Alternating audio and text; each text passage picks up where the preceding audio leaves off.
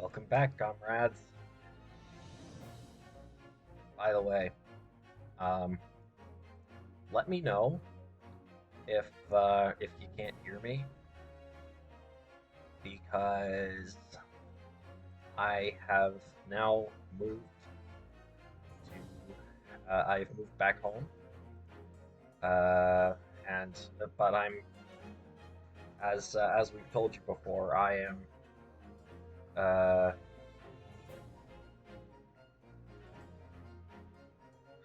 I am now using a laptop, so this laptop does not have the same kind of headset rig as my rig did at home.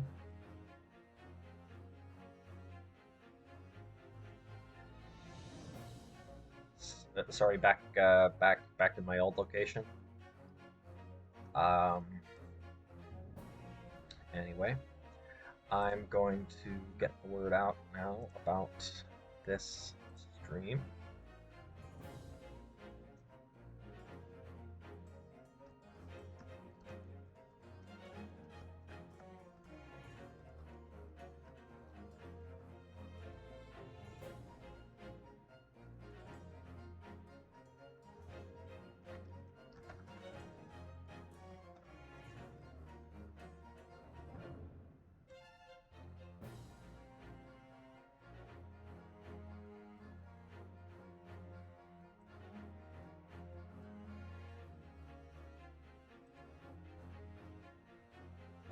Let's see. There was also, hang on, right here. And then here.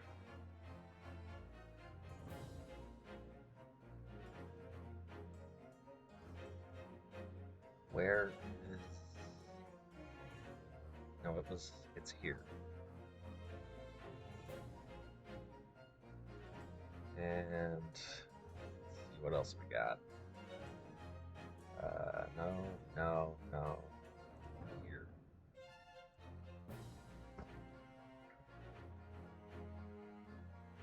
And here.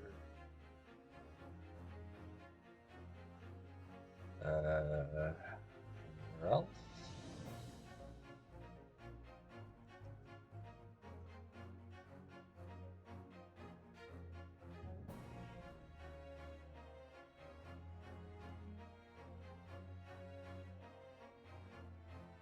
I think.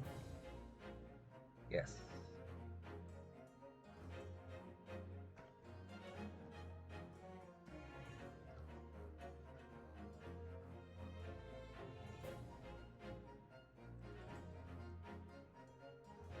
Okay. There. There we go. Oh, hello, fire. I'm doing pretty well, thank you. There, just gonna move this a little bit. Oh, I need to have it here so that I can see any alerts that come in. Okay.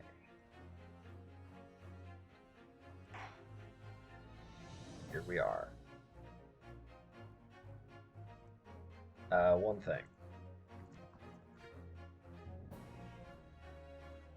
I remember I think we got all the side stuff in this one.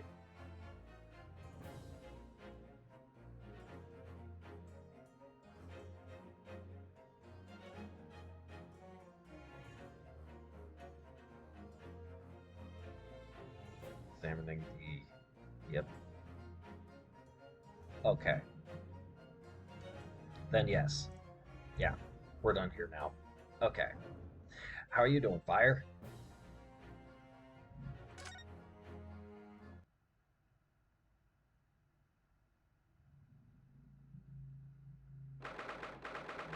Also, I'll say it again, in case you weren't here for it when I said it the first time. Um, I have a somewhat different setup now on account of being back home and not having my desktop with me yet. So if there are any volume issues, please let me know, and I'll do my best to correct them.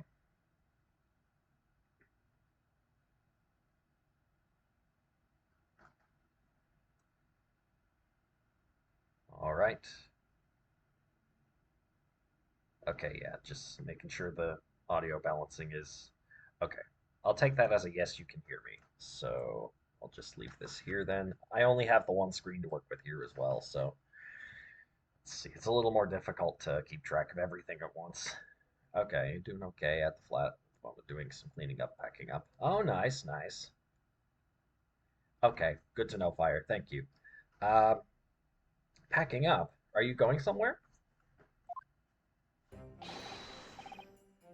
Oh, right, I never read that. 24th October, 9:11 a.m. The Old Bailey, Defendant's Antechamber. Good morning to you, Mr. Naruhodo. Ah, good morning, Professor. Ready for today's proceedings? I hope so. I should be. Even I, with nothing left to good. Good morning, my dear fellows. Oh, Mr. Sholmes, you're here! Why, naturally. A true gentleman stands shoulder to shoulder with his friends in battle at all times. Thank you. I really appreciate it. I'll see you later then. Now, Professor, we really need you to remain calm in the courtroom today. Yes, do try your hardest not to enter the witness stand uninvited again. Ah, okay. You're moving out, need to be out by the end of the month. Okay. Be temporarily staying with. Okay. Hmm. Fair enough. Fair enough. Fair enough. Try your hardest not to enter the witness stand uninvited again. Yes, I will. I realize it was a mistake. Yeah. I realize it was a mistake, but my dear fellows, I must interject. Oh, you're still here, Mr. Sholmes. What's the matter? Surely you've overlooked some praise, have you not? It could be cast in my direction. Sorry, I don't follow. Must I spell it out? I, the great Sherlock Holmes, the greatest detective of worldwide acclamation, arose at some ungodly hour to be here now, first thing in the morning. A miracle, you must agree. Well, if I must agree, then... As you know, my sleep is quite impregnable. Iris had to employ her full gamut of tactics. She pulled the covers off, shook me, poked both cheeks, punched me, and kicked me from the bed. Then she poured a boiling cup of her latest experiment, bled on my face, and at last I was bestirred. Why? Iris has been busy. Iris doesn't have it in her to go that far. She's too nice. Ah, I sense the spirit of a fellow scientist, one who relishes the infinite possibilities of blending tea. I'm the one worthy of praise here, not Iris. This is my victory. Sword cut it. Sword cut it. Oh, Inspector Gregson, good morning. Gregson, my dear fellow, why the grim expression at this delightfully early hour? Oh, no, maybe because I've been confronted with a grimmer expression, eh? Dear me, are you going to take that insult lying down, Professor? What? I don't know! Poor Professor. Anyway, here's the paperwork you asked for. What paperwork? I took the liberty of requesting it yesterday. I have a feeling it may prove useful. You wouldn't believe the hoops I had to jump through to get this brought out of the archives. It's the professor's autopsy report. That mass murderers? Who killed 5 members of the aristocracy? He was found guilty in Claire's trial 10 years ago now. It's all done under wraps. He was quickly executed soon after the trial.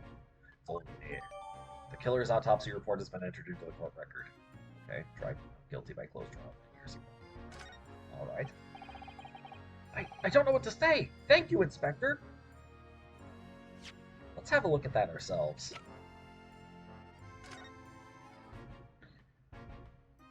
Okay. Condemned prisoner, no name given, redacted for confidentiality. Pseudonym The Professor. Death by hanging confirmed at midnight, 17th June. Courtney Stevens. Courtney Stevens?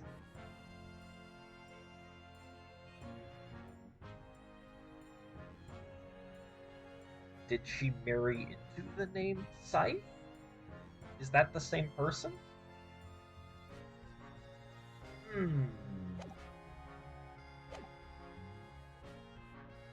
17th June. What's significant about that date, Sparkle? Do you remember something that I don't? And yes, hello. Yes, much obliged, Gracie. We'll slowly load the yard and just do what we can in the shadow of the great detective shows, of course.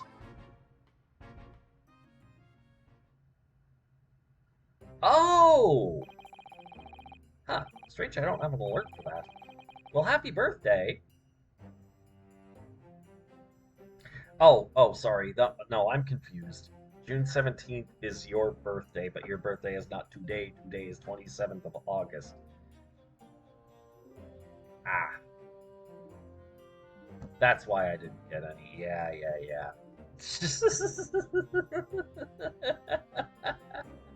Oops. Anyway. I need to get my head screwed on a bit tighter, I think. Well then, Professor Hairbrain, this is it. Today we're going to lay all this to rest at last. Oh, I forgot to turn off the...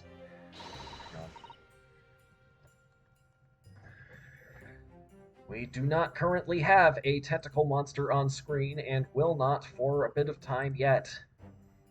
Thankfully. Okay. Here we go. Boom.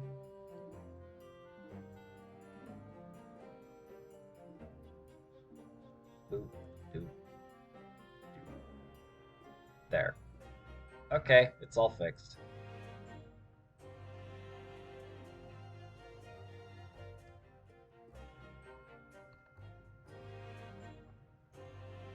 Yeah, I told the bot that there's no tentacle monster to worry about for now.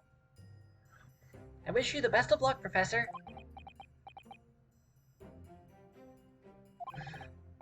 I suppose he'll be in there today, will he? Drebber. Yes. We expect the prosecution to summon him as a witness. I'm still amazed that you managed to find him in just one day. I really owe you both so much. Counsel and the defendant! The trial is about to resume. Kindly make your way into the courtroom at once. Okay. This is it. This is it, then. The final chapter. My heart's racing a little. I've not felt this before, actually. This strange foreboding. As if something's gonna happen in this trial that I'm not ready for. But I can't let that distract me from the only thing that really matters. Finding the truth.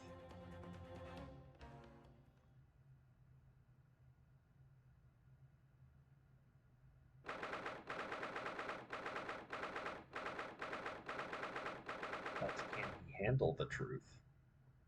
Ah, welcome back, Captain Red. 24th October, 9:30 a.m. The Old Bailey Court. How you doing? In the name of Her Majesty the Queen, I hereby declare this court to be in session again. We resume the public hearing of Albert Hairbrain, here present, who stands accused of murder. Are the counsels for the prosecution and defense ready to proceed? Kazuma? The prosecution is ready, my lord.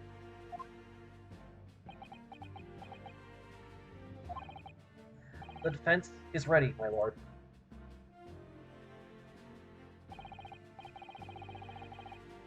Promise. Lord Van Seek has his apprentice with him. His apprentice with memory loss.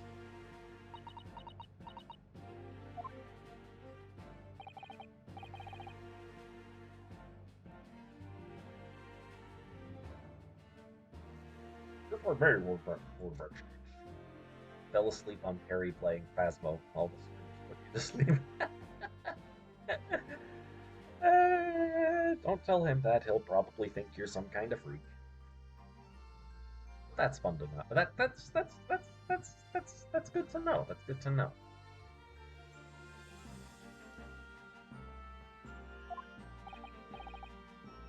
Yes, my lord. The accusation is standing at your side.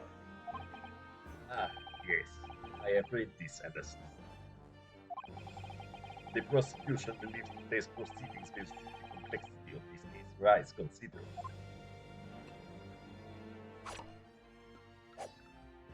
Oh. I therefore instructed my assistant to attend to ensure the smooth running of the trial. Well, he's got a new sword now. And the smooth running of liquid refreshments by the look of it.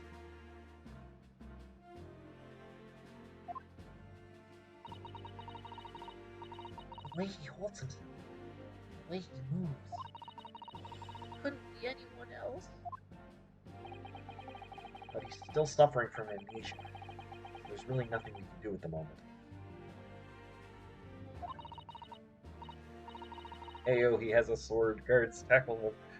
You know, I'm really surprised. I mean, they haven't tackled Ryunosuke for having a sword. I know, but oh, this is so very hard. It would appear the prosecution has done a fine job in responding to the demands of the court made yesterday. I understand you have successfully secured the engineer who disappeared from the scene on the day in question. Yes, my lord. I intend to call him as a witness shortly. Very good, very good. Now then, ladies and gentlemen of the jury, you have been chosen at random to represent the will of the people in this courtroom today. Are you ready and willing to proceed? He hasn't used his in court though. Okay, that's fair. That's fair.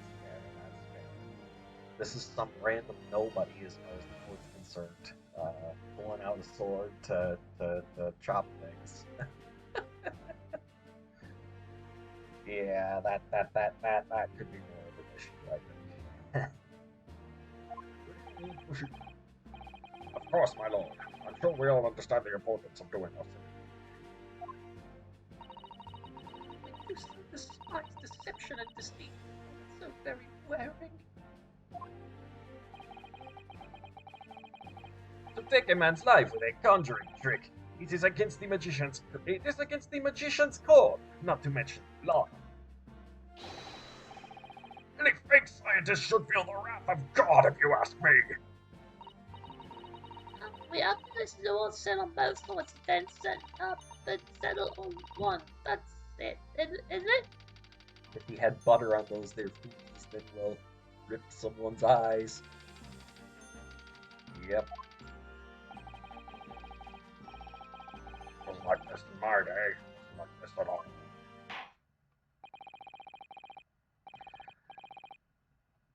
If all parties are ready to proceed, you may begin, Lord Francis. Before I do, my lord, there is a report I must read to the court. Yesterday at the Great Exhibition grounds, the evidence of primary importance in this case.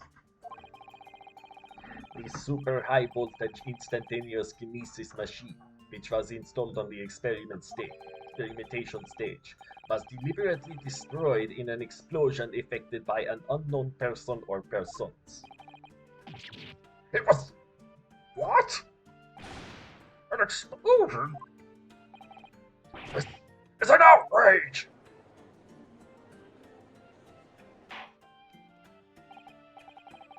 Yes, I heard this grave news yesterday. Scotland Yard submitted a report to my office in the evening.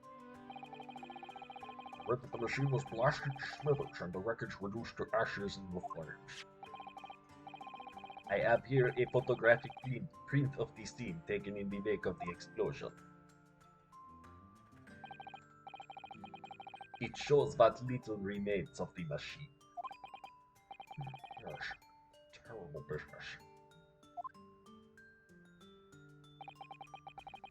did it to destroy the evidence, did he? That Enoch Drebber! The court will take this print as evidence, counsel.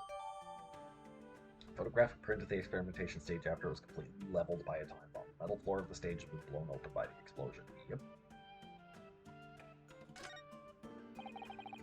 Late yesterday afternoon, the protection afforded to the machine by the Special Dispensation for Scientific Equipment Act was revoked. However, before a thorough investigation could begin, the invention was obliterated from existence. As such, this will become a very different trial.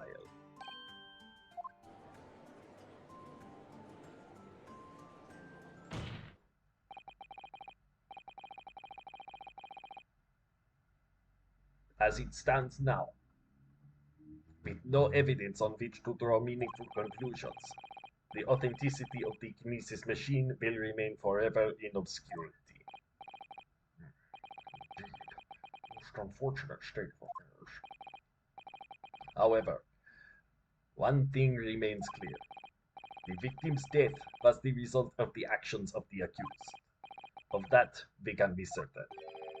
For it was the accused himself who was operating the machine and who ultimately caused its loss of control. Objection!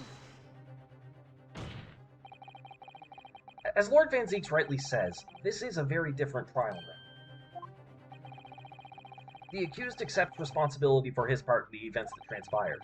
He acknowledges that Mr. Usman died as a result of the accident caused by his machine's malfunction. However, unbeknownst to the professor, he was being deliberately deceived by a pair of very clever fraudsters. Names, counsel, if you please. The engineer, Mr. Enoch Drebber, and the victim himself, Mr. Odie Usman.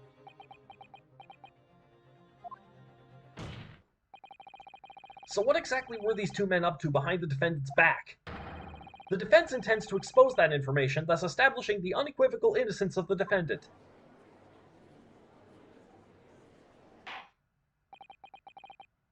Thank you, counsels. The positions of the prosecution and defense have been clearly stated. Lord Van Zeeks, summon your first witness, please. At once, my lord. The prosecution calls the engineer, Mr. Enoch Drebber, to the stand.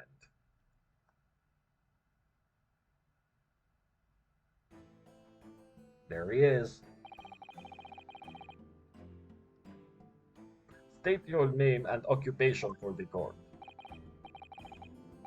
Name? Enoch Drebber. Occupation? Hard to pin down, I'd say. You got a black monocle? Yes, why do I feel as though I've seen it somewhere before? Oh, you too? I had exactly the same feeling myself.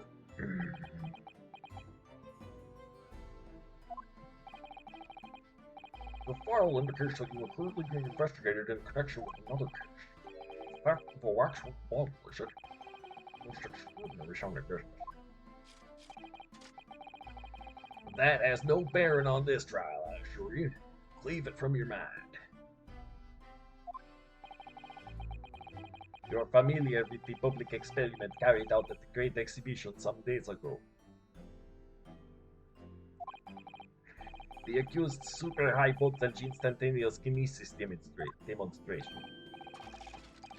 Yeah, you could say that. I am aware of it. There was a terrible accident, wasn't there? It was you, Mr. Drebber, who constructed the vast machine used in the experiment. Or so our investigations indicate. Can you confirm your involvement? Yes, I constructed it, in precise accordance with the blueprints. That's all.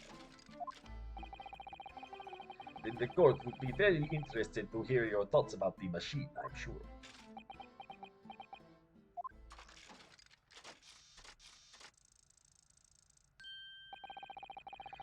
An amazing device, if you ask me. The pinnacle of modern science, making instantaneous kinesis a reality at last. What? Good gracious! Do you mean to say that the experiment was bona fide? Is that your belief, sir? Yes, that is very much my belief. Such a waste that it blew up. Objection!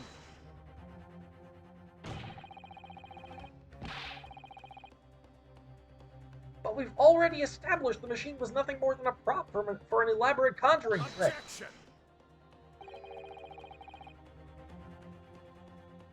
You've established nothing of the sort. All that was shown during yesterday's proceedings is that the same outcome could have been produced by means of state trickery. The defense merely proposed a method and demonstrated its feasibility, nothing more.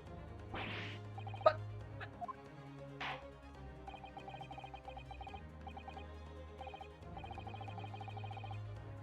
We've procrastinated long enough, I feel. Witness, you will now give your formal testimony about the machine that you constructed for the purpose of the demonstration at the Great Exhibition. understood.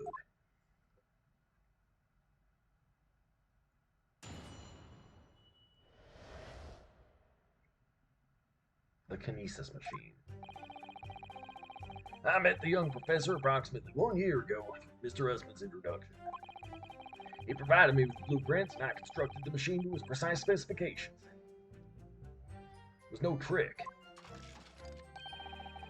If the whole show was a fraud, it would have required a body double. Tell me, did the victim have a twin? All the spectators saw the birdcage appear above their heads and then crash headfirst into the crystal tower. Terrible accident, I grant you. Perhaps the science on which the machine was built was flawed somehow.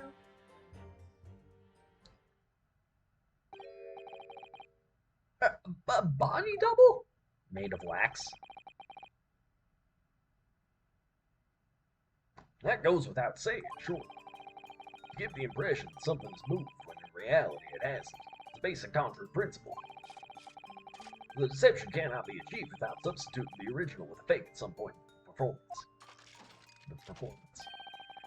Would I be right in saying you haven't managed to establish anything along those lines?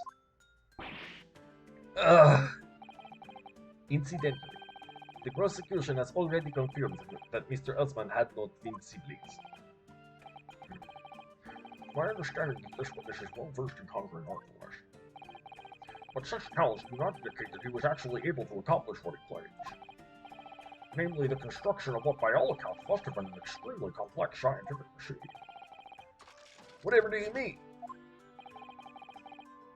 Yesterday's proceedings brought the true nature of your past exploits to light, Mr. River.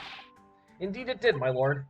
As a swindler who preys on innocent scientists to elicit government grant money through conjuring know-how. Yes, it's true that I possess considerable knowledge of stage magic. But crucially, my scientific knowledge more than matches that of any academic in the field. Investigation of the witness's workshop attests to that claim, my lord. As evidence, the police found this Royal Society trophy for young talent in science there. Yes, that's true. We spotted it there ourselves. If a hypothesis is sound, it can always be forged into a physical manifestation with sufficient skill. Though I may have stolen the secrets of some deceptive wiles to sniveling talented scientists in the past. That there engineer's a spy! Yep. Don't I know it, Red? Would you therefore assert that the explosion of the machine was An unfortunate accident.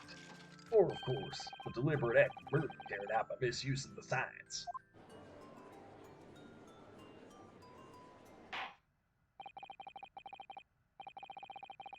counsel for the defense? Your cross-examination, please. Yes, my lord.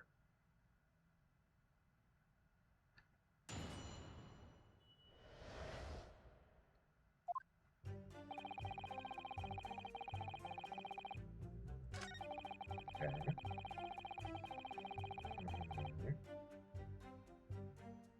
Do you have the blueprints? Hold it!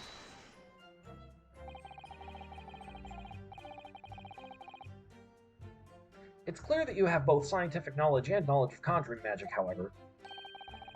The more knowledge you have, the better equipped you are to handle whatever comes along. Your implication is that I furnished the machine with some trickery, I think. It's a possibility that we have to explore. Fortunately, though, the machine has been loaned to Kingdom Come. So there's really nothing left to explore, is there? Inspector Gregston was right there, as was Ryunosuke, and as was Susato, I believe, when this man confessed that he was the one who set the time bomb and blew it up.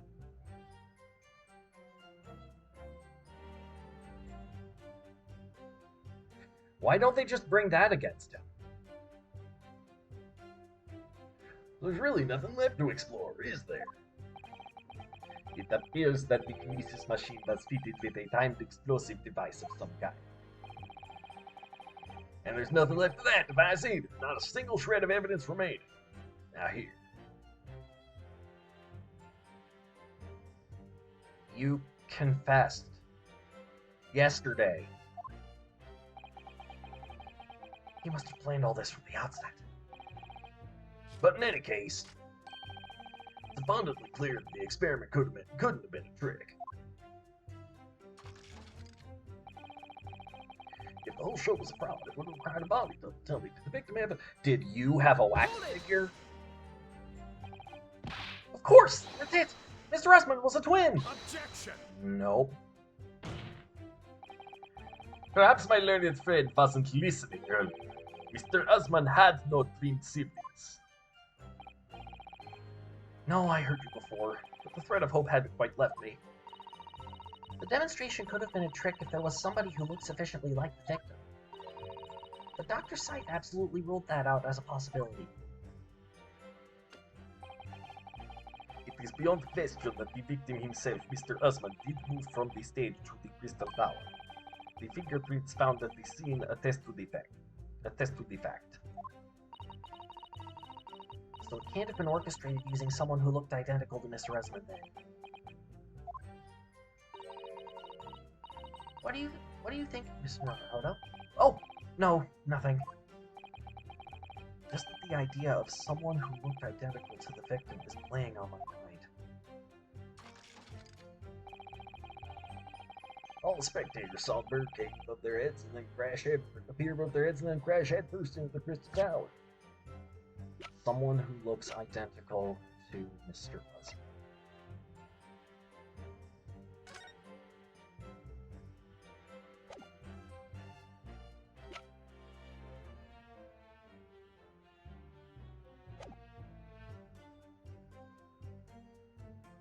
Can I see the court record?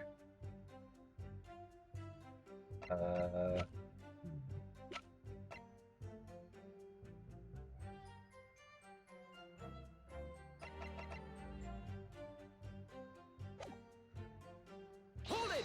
That's everything else and see if something comes up. It crashed head first, you say? According to the many witness reports from those there at the time, yes. Were you not there at the exhibition grounds on the day?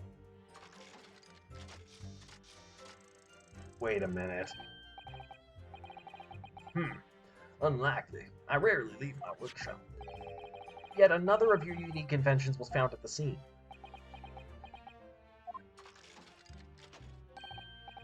Well, it was the unveiling of the machine I'd labored over for many months. I saw it clearly with my own eyes. The birdcage plummeted head first into the tower. No, it didn't. What a surprise. I believe the victim's neck was broken from the headlong fall, wasn't it? How would you have come by that information? Even an infernal recluse like me reads the newspapers, you know. According to the reports, 2 injuries were apparent on the victim's body. Yes, he'd been stabbed in the chest by a screwdriver believed to belong to the defendant, and he had broken vertebrae as a result of a fall from a considerable height.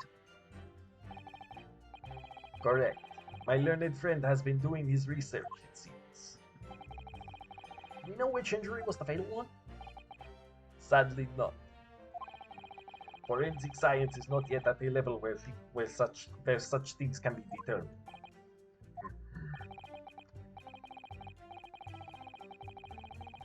What we do know is that the victim died having sustained both injuries at some point during the experiment. and since he was found in the birdcage with his neck broken, it's obvious that he fell from a considerable height. I suppose that's hard to deny. No, it's quite easy to deny. Terrible accident, not great. Perhaps the science on which the machine was built was flawed somehow. Head first. No. Crashed down with the victim inside the crystal tower, causing damage to its base. Objection! We've examined the birdcage that crashed into the crystal tower ourselves. As you can see, the cage, which is a wooden construction, has sustained damage in one particular spot. Following the explosion, it fell some 30 feet into the glass of the crystal tower. That level of damage is to be expected, surely. I agree. The damage itself is entirely understandable. What doesn't make sense is the location of that damage.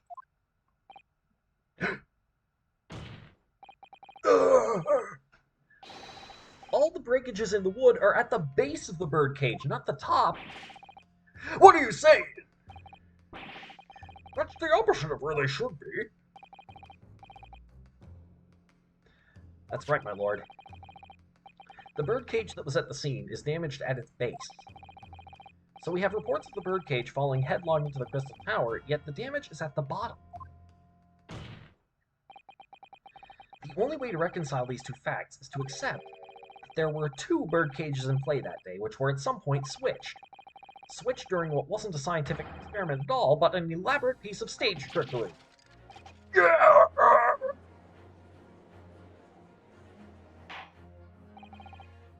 Good gracious! Explain yourself, witness. Well...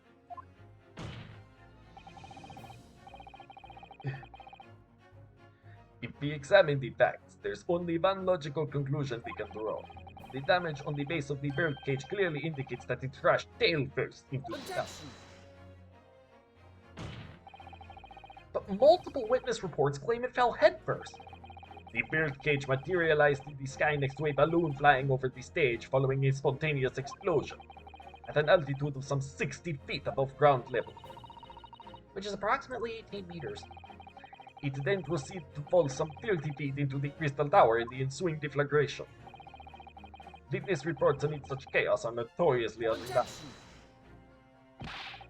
But the victim's neck was broken! Objection!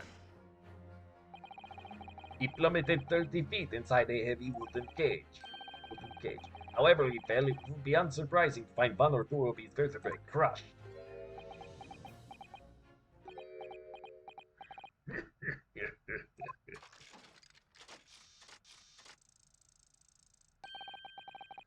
Riveting scientific analysis of events from the prosecution there. Though to be even more rigorous, you'd have to say it was only one vertebra, actually. He wasn't quiet for long. I find it hard to see what's motivating Lord Van Zeeks. This witness is clearly a swindler and one who deceived a personal friend of his. If you're going to establish this deception, do it right. Sorry? I feel like that's the undertone here. Ah, yes. There's one more point the defense appears to have forgotten. It obviously wasn't a trick, as a certain truth very plainly demonstrates. What? It seems to me that the cross-examination had better continue until we resolve this matter. Mr. Trevor, you will amend your testimony with details of this truth. Of course, we must treat the matter scientifically after all. I nearly had him there.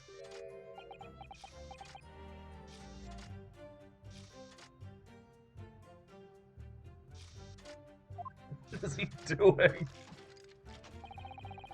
The kinesis clearly took place because there's nowhere else 30 feet high for the birdcage to have fallen from.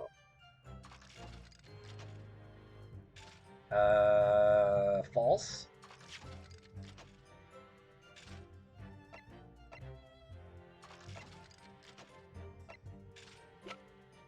Where is our...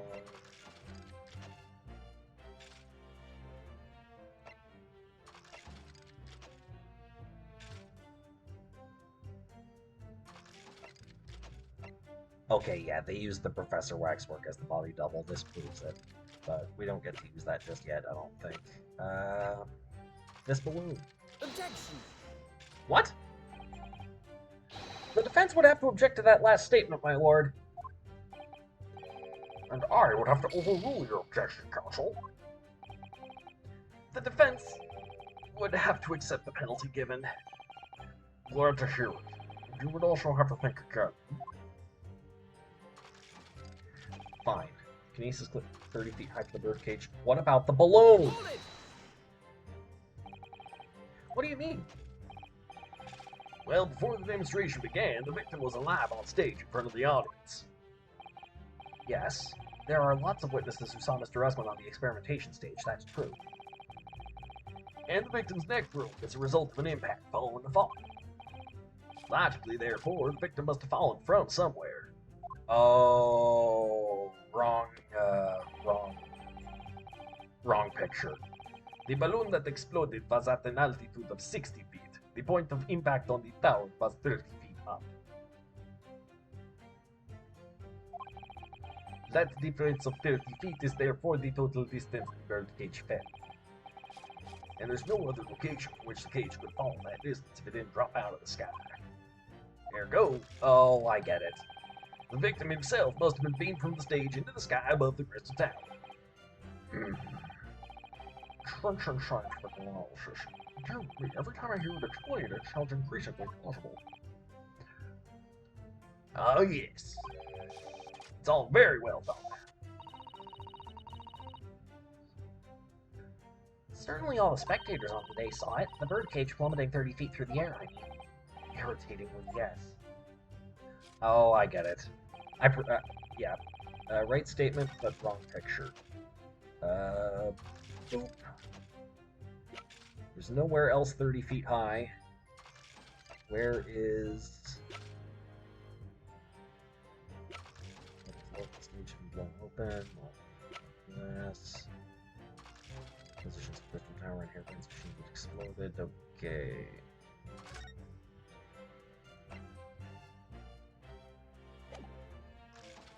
Okay. It's not that. It's not grabber. Picture. This'll have to do. Objection! What? Surely something about that last statement. What? Surely something about that last statement seems odd, doesn't it? Would you care to mull over precisely what you find out about it on your return journey to Japan? I wouldn't be back to give the court an answer for about 4 months, though. Rest assured, we shall be happy to carry proceedings forward in your absence. He sounds serious. I have to prove my worth before he really does send me back home.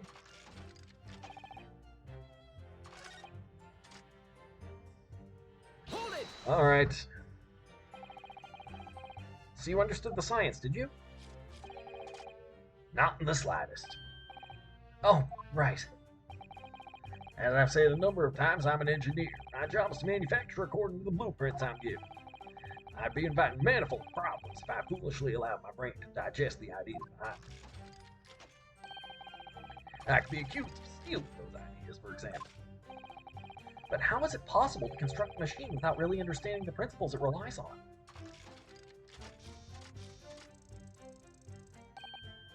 Well, you're practicing law without really understanding the principles it relies on, aren't you? What? A very good point. Stand up for yourself, Mr. Naruhodo. The point is, the experiment resulted in instantaneous kinesis taking place. As such, the science must be solved. Yes, and really, experimental results are all that matters when it comes to proving the hypothesis. Certainly very sure of himself. What do you think, Mr. Naruhodo? Well, now that the machine has been completely destroyed by yesterday's explosion, it's going to be impossible to argue its authenticity one way or the other. But if we're unable to establish that it was a piece of stage trickery rather than genuine science, we will have no grounds on which to demonstrate Professor Harebrain's innocence. Both Mr. Usman and this man in the stand tricked the professor and used him. They took advantage of his naivety and his unbending belief in his work, and I won't let them get away with it. Seeing as the professor is an old friend of Lord Van Zeke's, what on earth must he be feeling towards Trevor?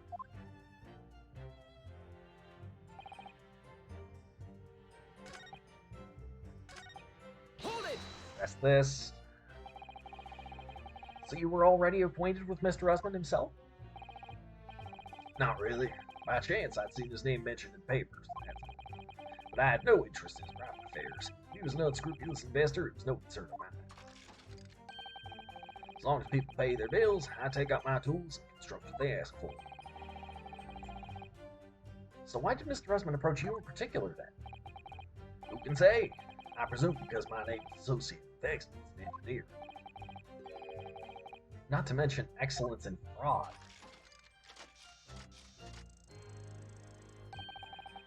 Hard to gauge, but the point is, all I did was construct the machine according to the blueprint I was given.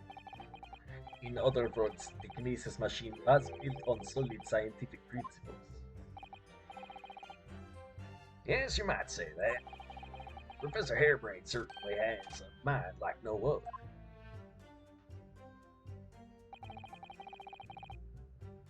Nope. Clearly took place because there's nowhere else 30. Yeah, but that's false. About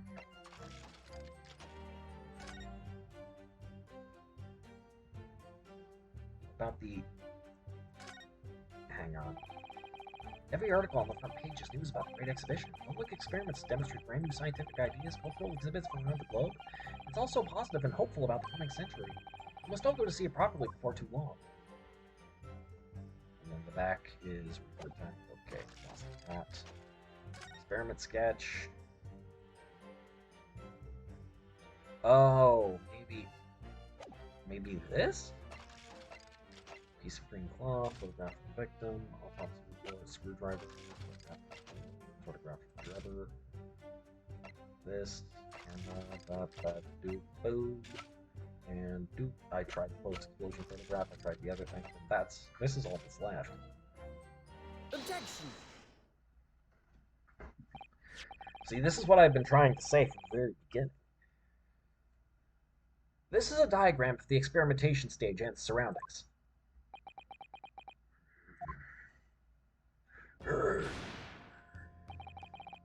We know that somehow the birdcage appeared in midair before falling down into the crystal tower. A fall of about 30 feet, or 9 meters. However, if you examine the diagram carefully, you'll see that there is one other possible location from which the birdcage could have fallen. The same distance of 30 feet. No. No.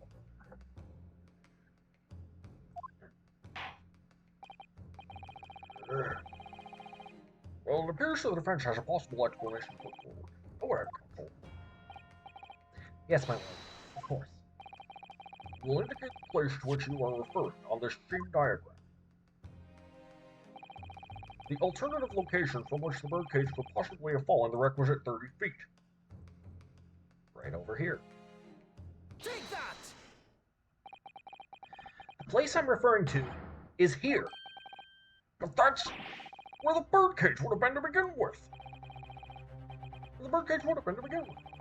Which is exactly the point, my lord. Yes, the birdcage was in the machine on the stage, but what we must also consider is the height of the stage itself. Go on, Control. It turns out that the experimentation stage was built at a considerable height above ground level. If you look at the diagram, in fact, you'll see it's at about the same height above the ground as the balloon was above the crash site.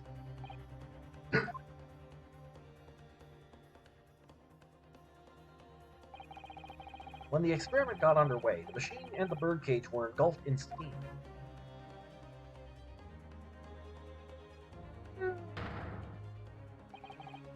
At that moment, the floor of the stage gave way, and we assumed there to be a void underneath. This birdcage and the one seen by the audience would have fallen almost exactly the same distance.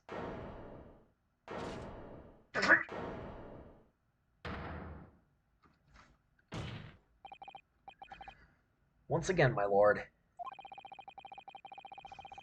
this all points to the fact that there was not one birdcage, but two. Objection!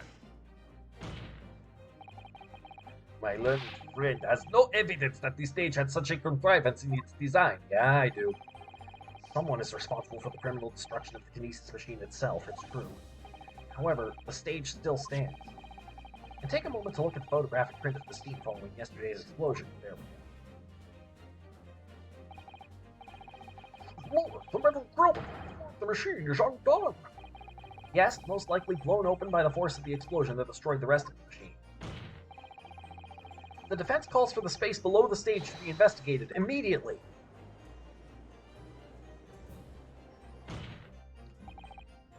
Mr. Drebber!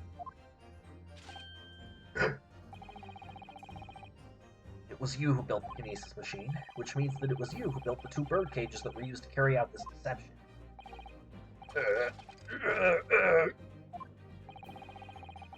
Whether Professor Harebrain's hypothesis is sound or not makes no difference. Because it's the construction of this machine that matters. A machine designed to take Mr. Usman's life. And lay the blame firmly at the professor's door. Something that could only have been carried out by you, Mr. Enoch Drebber.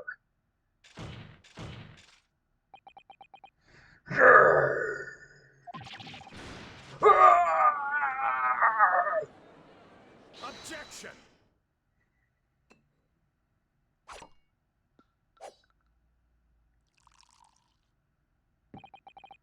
If my learned friend has reached the end of his wild assertions. Wow, all that just for that. The prosecution would like to crush the defense's argument, slowly but surely. What? Your argument fails to hold water on 2 counts. 2? Firstly, before and after the experiment, this witness went nowhere near the kinesis machine. Every relevant member of staff from the exhibition has attested to that. I believe members of Scotland Yard have also been on watch duty at every public experiment. In other words, Mr. Drebber had no opportunity to switch the alleged pair of bird cages. Objection! But I've already explained why he wouldn't have needed to. The nonsense with the crossbow, that doesn't bolster your case at all. The man who disappeared from the stage and the man who crashed into the tower are one and the same. The forensic investigation team's report is unequivocal on that point. Ah! And the second flaw in your assertion is a distinct lack of motive. Why would this man have wanted to take the victim's life? He had no reason to do so. A motive? Do I have to think of everything myself? I have here a contract provided by the witness. Contract is this one, Chiefs. The contract into which Mr. Drebber entered with the victim, Mr. Usman. It reads, Mr. Drebber is to receive 30% of all remunerations from government grants or other income. 30%? Certainly very favorable contractual conditions. There is one very important provision bolted onto that clause. What provision? Mr. Drebber may only uphold this right on condition that both contracting parties are alive.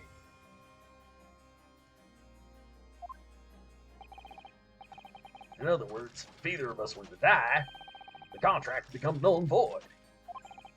So you see, I had nothing to gain from Mr. Usman's death. The diametric opposite, in fact.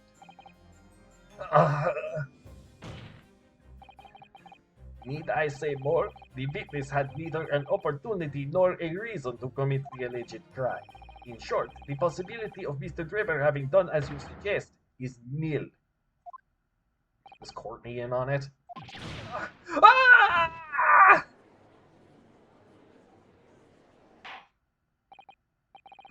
It seems the defense's assertion was somewhat wide of the mark. Lord Van Zeech, you will submit the contract as evidence, please. The contract between Mr. Usman and Mr. Drebber detailing the terms by which they would profit from the kinesis experiment. Okay. Let me read that, please. It's true. The investor, Mr. Odie Usman, hereby enters into contract with the provider, Mr. Enoch Drebber, to fund labor and materials for the construction of a super high voltage instantaneous kinesis machine. Mr. Drebber is to receive 30% of all remunerations from government grants or other income.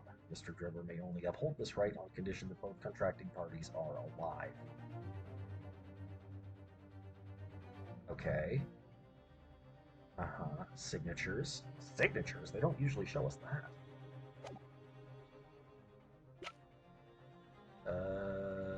What's that?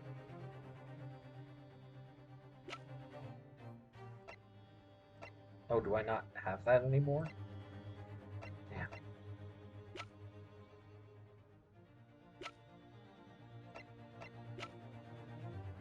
Now, whatever. It's true. If Dribber had no opportunity to switch the birdcage under the stage with the one in the Crystal Tower, he couldn't have done it. And in any case, I have no idea what his motive might have been. There is one aspect of your argument that still holds true, however. There were 2 birdcages. Prosecution is unable to deny that. Ah, so I'm sure you're on the right lines, Mr. Naruhodo, and I've no doubt there are other aspects of your assertion that are undeniable truths too.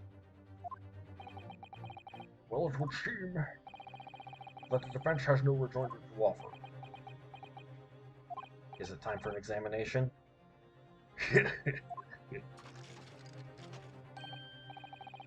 Well, I must say I'm a little surprised. I came here to testify about the machine I built, and instead my reputation is defied. But the prosecution's counter has set the record straight, I think. It's impossible that I'm the culprit. Objection!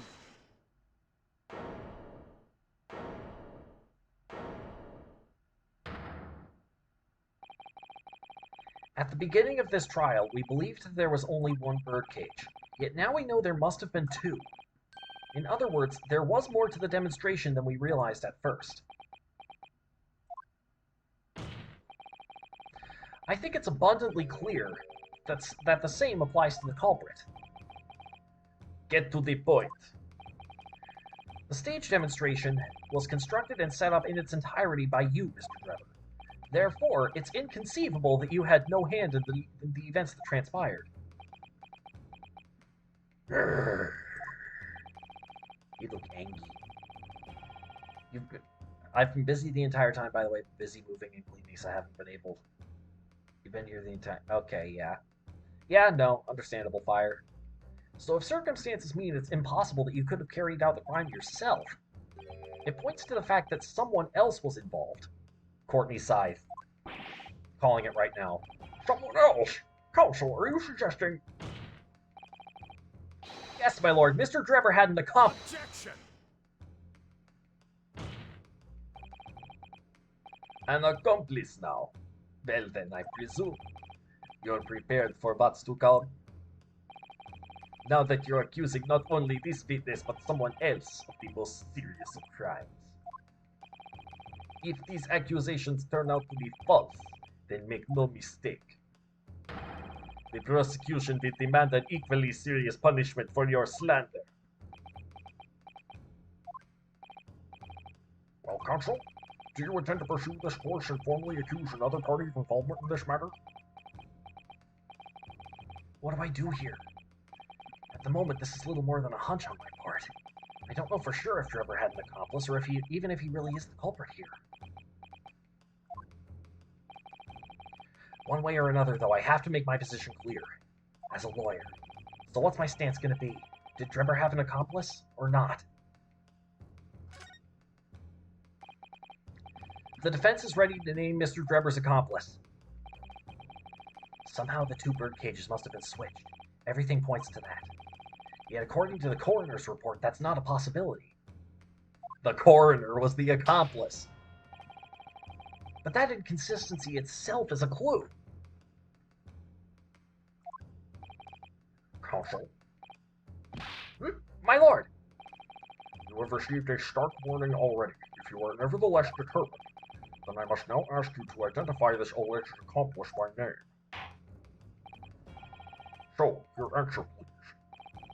Who do you claim to have been Mr. Drebber's accomplice? Take that! The name of the person in question is... That's wrong, my Nepalese friend. Surely fear doesn't bind your tongue now. It's a little late for that. Of course I'm afraid. After all, naming her in this capacity is definitely going to make waves. A lot of waves. Okay. Nice fake out there. For a second I thought I had chosen wrong. But no, we're good. I could very well turn every single person in this courtroom against me. I'm sure it'll be all right, Mr. Naruto. Thank you, Miss Susato. The enemy always appears larger than life, but you'll appear exactly the same to the enemy. All right then, here goes. You've kept us waiting long enough. Your answer, Counsel. Now. The person who colluded with Mr. Drebber in order to carry out this wicked crime is Scotland Yard's coroner, Dr. Courtney Scythe. What in the blazes are you talking about, Dr. Scythe? The head of the forensic investigation team and the coroner who conducted the autopsy on the victim?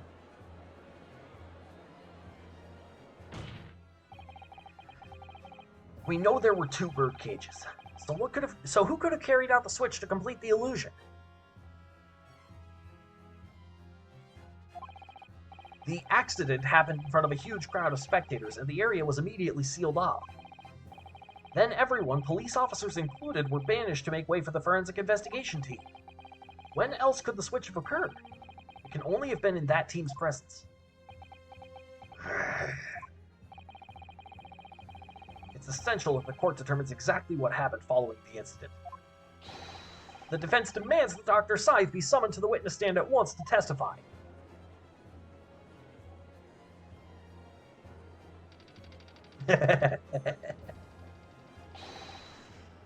You've got nerve, lad. Standing up there dragging the yard's name through the mud. I didn't mean to. I know the one very well. There's no better dead room worker out there. How dare you call her a criminal? Did you miss much? I accused the coroner, Dr. Courtney Scythe, of being an accomplice to Enoch Drebber. That's what you missed. Possibly. My learned friend's imagination appears to be wilder than the East End at night. But the recklessness of your accusation aside, there's another grave problem with your argument, one which the prosecution demands you address at once. A grave problem? Oh my word. Who do you claim acted as the victim's doppelganger? What? Certainly if the bird cage containing the body of the victim was exchanged for another, that cage must also have contained a body. And yet, no missing persons or accidental deaths of anyone even remotely resembling the victim have been reported. Which means there was no one, dead or alive, who could have fulfilled the role of a body double for Mr. Osmond, the wax figure. That's true. If my argument is that there were 2 bird cages, then there must also have been 1 person inside each. But I don't know if I've got an answer to this yet, have I? What can I do to reveal how this body double stunt was achieved? Present evidence. Very well. The defense will address my learned friend's concerns by presenting evidence that reveals the true nature of Mr. Usman's body double. Good gracious, evidence! I do hope this isn't filibustering, counsel. The court is expecting a name. If you think you have relevant evidence, present it now. The body double and the bird cage were hiding inside the balloon that was floating above the stage, which means that any witnesses would only have seen them from 60 feet away. So who was it that appeared out of that explosion some 18 meters above the spectators? Aha! The body double inside the second bird cage was...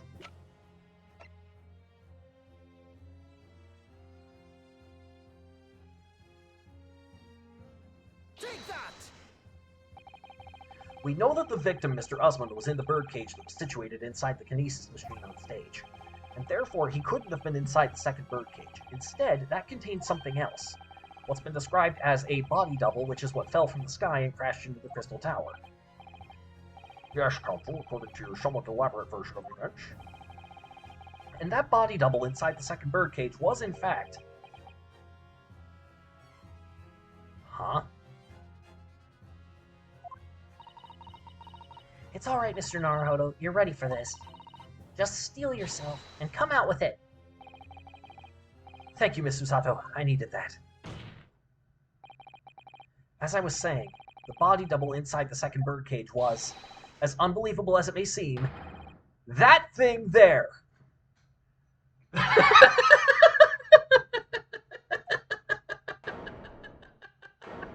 It's just right there. I didn't realize it was right there.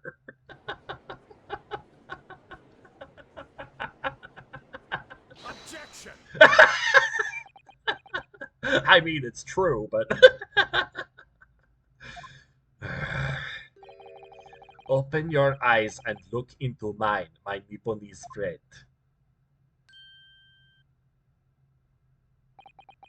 Now tell me, what are you playing at? Stand firm now, Ryunosuke. This is the time to show your Japanese spirit. As the court will observe, this is a waxwork model. A model, in fact, of an infamous London murderer from 10 years ago, the Professor. Objection! You started by indicting the leader of the forensic investigation team as an accomplice in this crime, and now you've moved on to indicting Waxwork. Yes, that's about the size of it. But why? And why this Waxwork? It looks nothing like the victim. In fact, it could hardly resemble him less. What possible justification can you give? We have the glass. The piece of crystal tower glass that was found inside the Waxworks coat. If you want to know why, ask Mr. Drebber. What? Just days before Professor Harebrain performed his public demonstration, Mr. Drebber abducted this model from Madame Tussauds. Did you say abducted? Objection, the defense attorney has lost his mind. And 2 days after the incident at the Great Exhibition, he returned it to the museum. Then the timing. This is true, Mr. Trevor.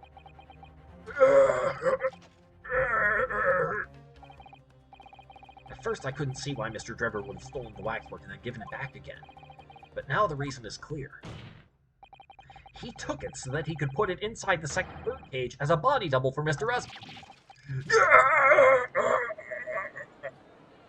Objection! Are you hearing this, ladies and gentlemen of the jury? Are you hearing the defense's astonishing proposal? That the witness fabricated this vast machine with the intention of deceiving some wretched scientist. That he did so in collusion with the country's finest coroner on a public stage in front of a vast audience. And that to effect the deception, he used a waxwork model that in no way resembles the victim. Are we ready to believe this far-fetched tale? What do you decide? Objection! I have evidence. I have more evidence. Wait! Yes, if you put it like that, of course it sounds implausible. My lord, I need to speak, if you please. Go ahead, Mr. Foreman. Myself and my colleagues have reached an agreement. Very good. In that case, ladies and gentlemen of the jury, you will state your leanings for the court to hear before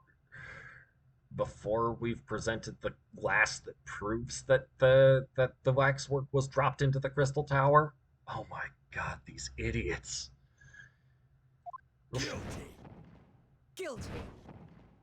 Guilty! Guilty! Guilty! Kill me! Guilty. Guilty.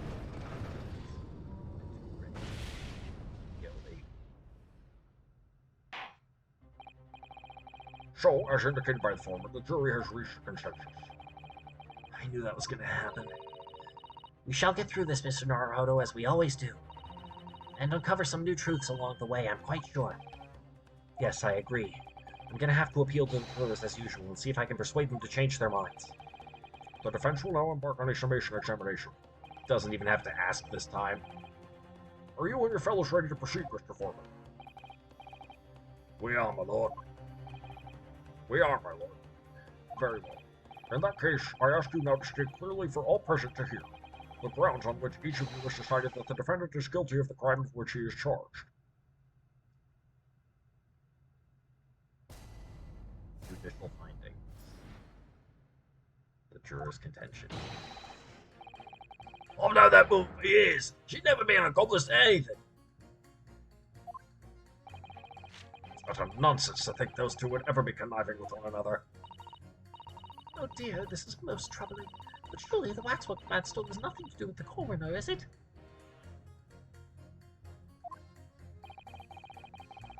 I have had my own problems with members of the police. I do not trust them much. Press that, obviously. I've seen no rigorous proof that this waxwork was ever inside the birdcage. Just conjecture. Glass. He wants to see the glass. Accusing someone without right evidences? He's not a proper job, is he? I won't have it! So 3 and 4 are leads, obviously. Somewhat unsurprisingly, it seems the introduction of this waxwork model to the proceedings has polarized opinion. Given that its face is obscured and its build in no way resembles that of the victim. I can only applaud my learned friend's temerity at suggesting it as Mr. Russman's body double. Yes, the applause is deafening, and yes, I know it seems extraordinary, but that's the point. That's why I have a strong feeling it's actually a greater clue than anyone yet realizes. What are you thinking, Mr. Naruhodo? I can't explain why at the moment, but I feel as though there's a specific reason why it was used, why it had to be this model. Really? A reason why nothing else would do, you mean? Yes, and I'm convinced it's something far more significant than whether or not the model looked like the victim. Well, if that's the case, we must prevent the trial from ending prematurely at all costs. Yes, agreed. I have to find a way out of this. Here we go. If you're ready, counsel, we may proceed with the summation examination. Yes, my lord.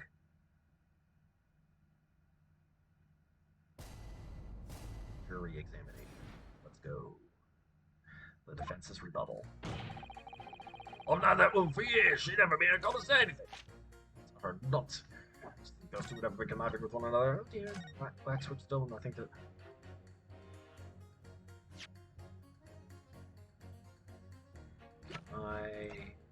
No. Okay. Hold it! Yes.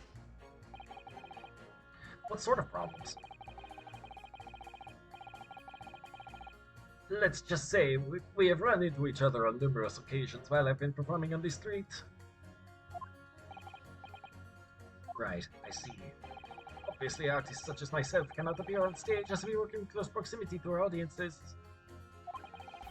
So we perform our great magic in parks, on street corners, and the like.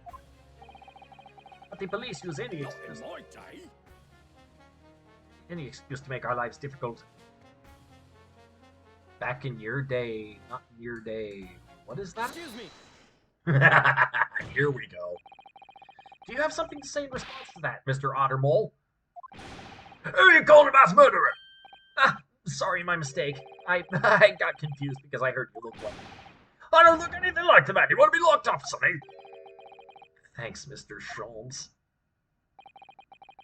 Perhaps we could move on. I was really wondering if you had something you wanted to add in response to what juror number 3 just said.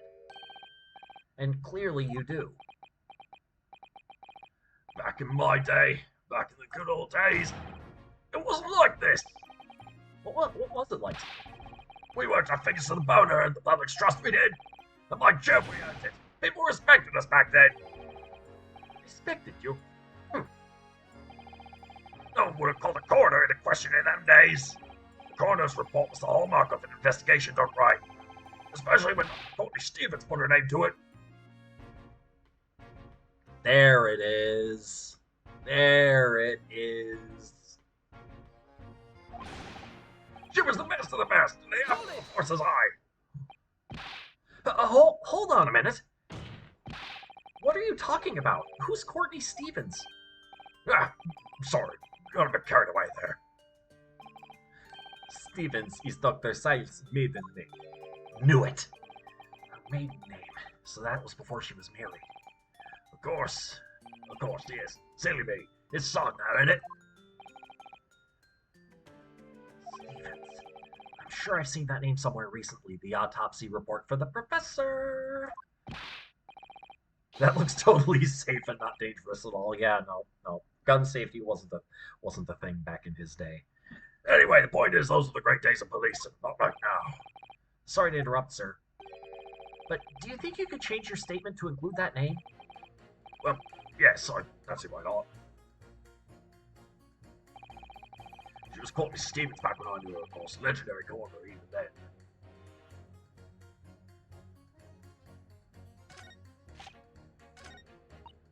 Why is the order changed here? Hold it! This? Can I present? But you claimed the whole instantaneous kinesis demonstration was a trick! That I did, but there's more than one way to pull a rabbit out of a hat, isn't there? Sorry?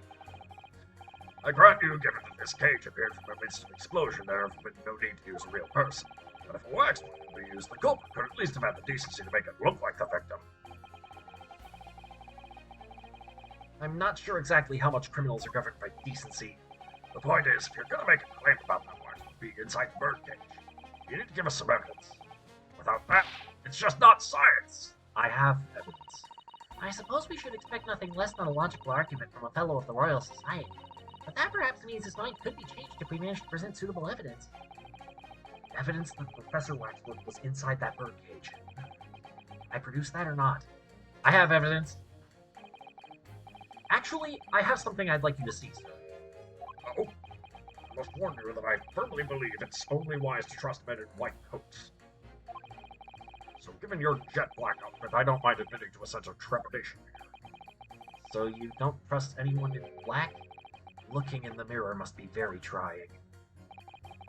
I do have some evidence that proves the waxwork was inside that birdcage. Namely, Take that! What's that? A piece of glass? Though it's unusually thick for glass. yes, it's a piece of broken glass that we found inside the jacket on the waxwork. Finally, we get to use this. As you say, it's not ordinary glass, though. It's very thick and clearly made for extra strength, much like the special glass that was developed for the construction of the Crystal Tower. A crystal tower? Holy smoke! Exactly! The centerpiece of the Great Exhibition, where the very incident we're talking about took place. On the day in question, the birdcage fell from above and smashed through a window of that special glass. From whence this small piece of... Is that it? Precisely. So, what do you say? Now that clear evidence in support of the assertion has been placed before you. Well, as I said, I only trust men in white coats as a rule. However, when the reasoning is sound, it's fair to say color shouldn't come into it. In light of what you've shown me here, yes, I feel obliged to change my position on the matter. Yes! In that case, juror number 4, you will amend your statement now, please. The presence of that piece of glass leaves me in little doubt that the waxwork was indeed inside that birdcage. Hold it! Thank you for reconsidering your position, sir. Your words are misplaced, boy. My opinion is governed by logic and science and nothing else. Yes, science is where you should direct your words of gratitude. Ah. What now? What's the matter with you? Too good to say some more thanks to the mother of all academic subjects? What is it about scientists, honestly? That guy is a bit off-putting. But how dare you put down science like that? Here's someone without right evidence says he's doing a proper job, is he? I won't have it. Pit you against...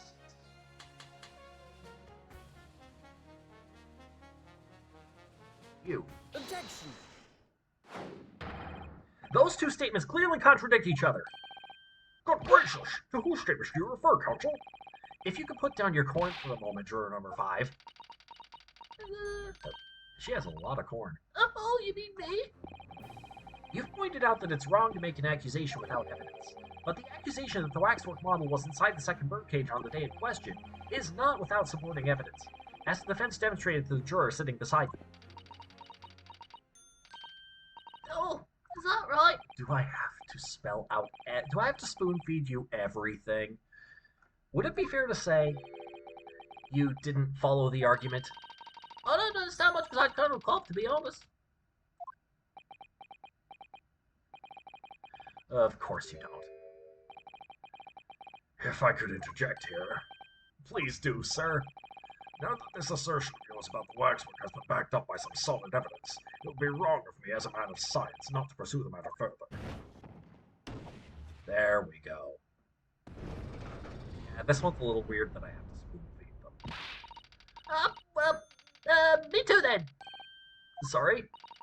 If this brandy gentleman says he's right, then he must be. See, I wouldn't dream of going against Colonel Cobb or anyone who's got stuff in between the ears. Yeah, Pop, if you're not careful. Success! If you can call it that. Alright, that one's done. Well, Goldsby's got some evidence that's a whole lot of Cobb in it. Lovely job. Possibility has been established reasonably and logically. It now warrants further research. Okay. Surely the waxwork the man stole has nothing to do with the coroner. False.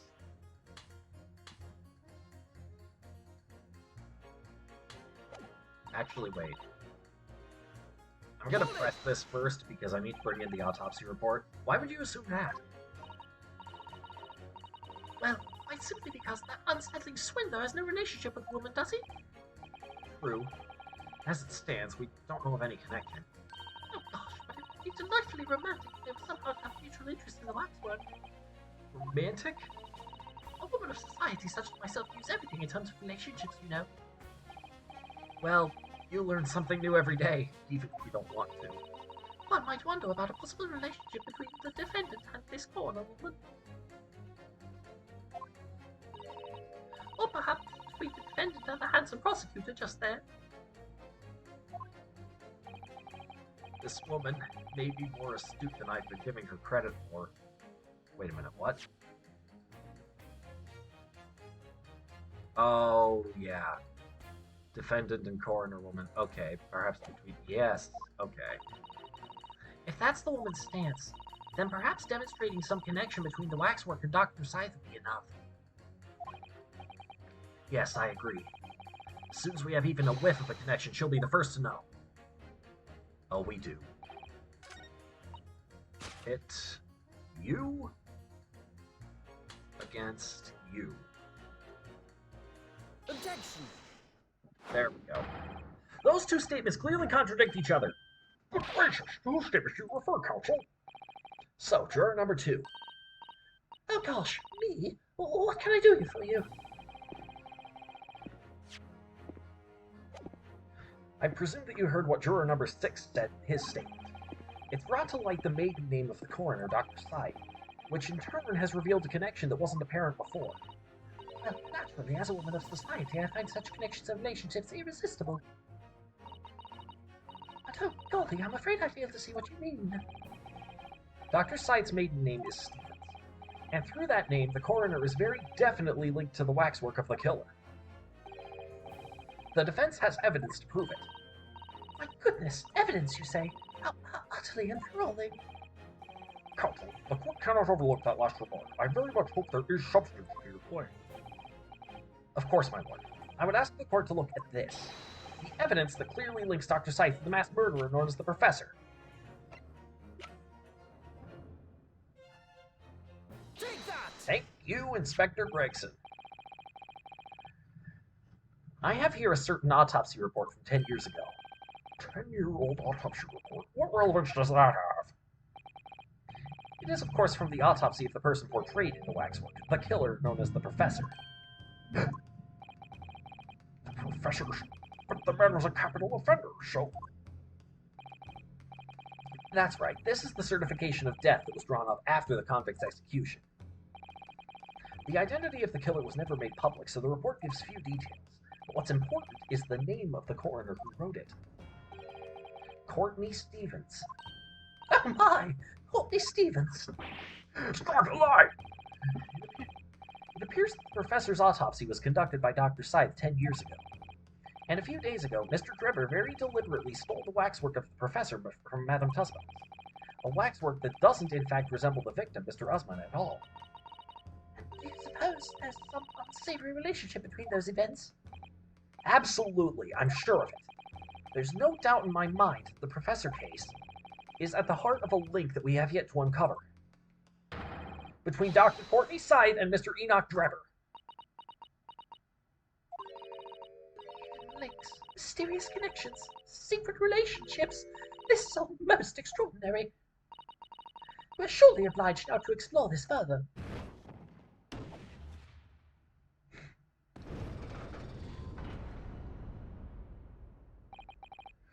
Quite right. Can't let this trial come to an end now. Not while there's this cloud of suspicion hanging over the yard's best coroner. It wasn't like this in my day, but we're still here to uphold justice in the end.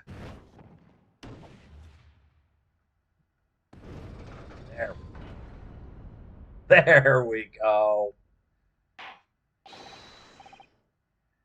Jury's now leaning toward not guilty. I got to present the glass. We're all good. Thank you, counsel. That'll do. As a result of this information examination, the jury's overall leaning has changed. 2 jurors now called guilty, against 4 who called not guilty. Accordingly, the court has failed to reach consensus at this time. And the trial must continue. We did it! When have you ever not done it, Ryunosuke? Come on, man. Come on, man. When has Dog ever not done it? Oh, well done, Mr. Naruhodo. Another wonderful victory.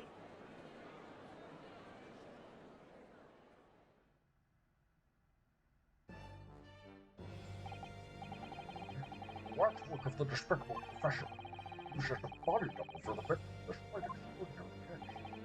I must say, it's really hard to believe the assertion could possibly. However, it would appear that it does at least warrant further investigation. It's the waxwork of the professor that makes Mr. Drebber and Dr. Scythe. And I'm convinced that there's a special significance to that link. I don't know what you have to prove, lad. I really don't. The truth, sir. By using evidence and testimony. Using evidence and testimony. If the court is to delve deeper into the alleged involvement of the waxwork in this case, then the prosecution calls for the owner of the model to be summoned as a witness. Here we go. The owner? Madame Tussman. I really thought that Lord Van Zeke would object to this whole line of inquiry. Very well, I concur.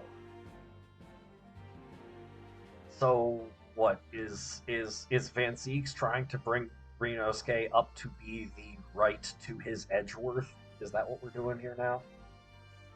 Very well, I concur. Make arrangements for Madame Tussbell to appear as a witness with immediate effect.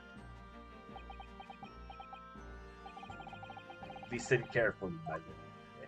Okay. Oh, yes? I'm listening. You should know that you're on the brink of opening Pandora's box. Oh yeah, don't I know it?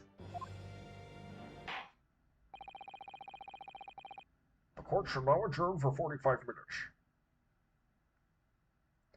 Did Van Zeeks want this out in the open, but he couldn't do it himself? So now he's trying. So now he's trying to bait Ryunosuke into doing it. Interesting. The court shall now adjourn for 45 minutes. During that time, the prosecution will summon the new witness and prepare for her for taking the stand. Madame Tuspels, yes. I shall see to it at once, my lord. Water. There.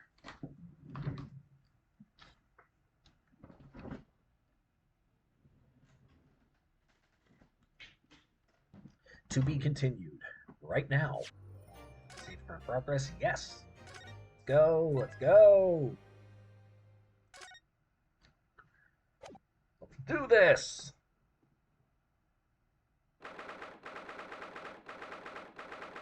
Let's get Texan Sephiroth behind bars. 24th October, 11:53 a.m. The Old Bailey Defendant's Antechamber. Ah, the Knight Errant himself. Oh, have you been watching from the gallery, Mr. Sholmes? I've been on the edge of my seat the entire time. Courtroom trials are fascinating affairs, as a spectator at least. I'm glad you've been enjoying yourself. I have to ask. What on earth is going on? It makes no sense! What's this professor business all about? That longsword is a spy. Yep. we're pretty sure that that's Kazuma, an old friend of Rinosuke and Susato, but he's lost his memory. What's this professor business all about? He doesn't look like any professor I've ever met before. Who even is he? Ah, of course. You were in Germany already 10 years ago. Yes, the professor. When I discovered he was the one who had been abducted, a sense of foreboding stirred within me. But who knew the monster would come knocking at your door? Heartfelt sympathies! As it turns out, Lord Van Zeeks is even more intimately tied to this case than any of us realized, isn't he? Yes, how true. His great friend from university in the dock. And now a waxwork of the killer who took his esteemed brother's life makes an appearance too. I imagine even the shrewd Mr. Reaper failed to foresee that kick in the teeth. An extraordinary move on your part, my dear fellow, to throw that in front of the man. You make it sound deliberate. I can't help feeling that this professor case is really very puzzling. Oh yes, in what particular matter?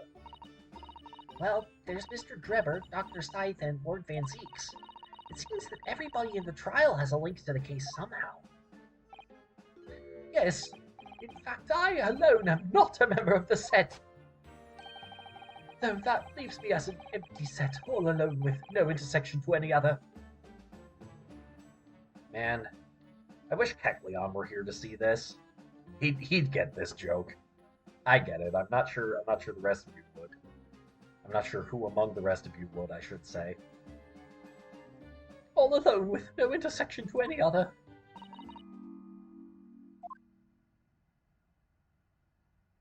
Excuse me.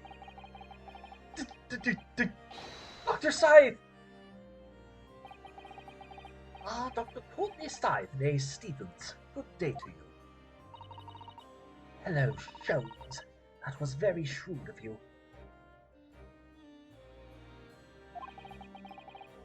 What in particular, pray? You requested that 10-year-old autopsy report from Gregson. You requested that 10-year-old autopsy report from Gregson, didn't you? Why would you assume such a thing? Because Gregson told me.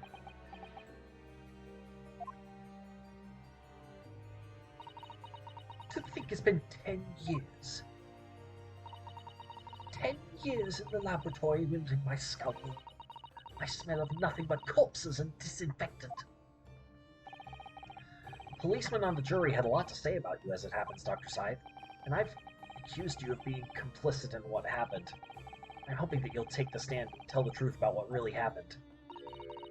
That certainly won't be possible. Lord Van Zeeks won't be summoning me as a witness. Lord Strongheart has forbidden it. Aha! So Lord Strongheart is in on it. Lord Strongheart? The Pandora's box you were warned about is the Professor case.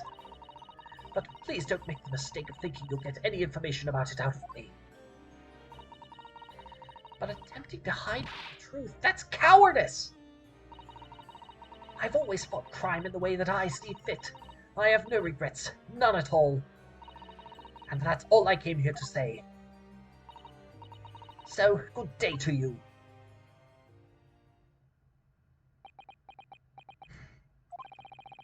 She mentioned it too, this Pandora's box.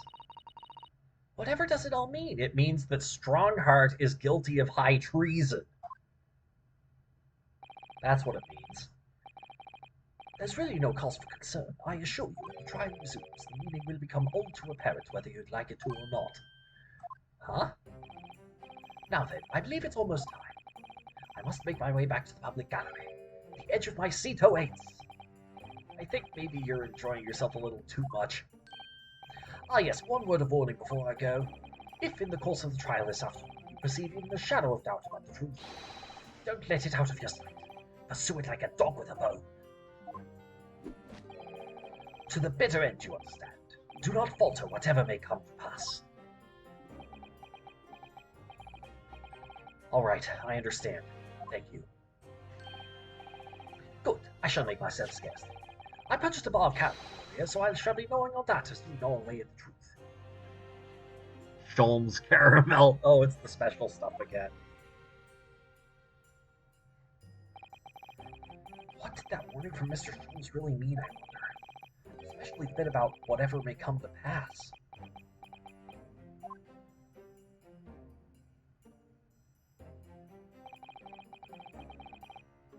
It's time for the final chapter then. I'm determined to find the truth, no matter what.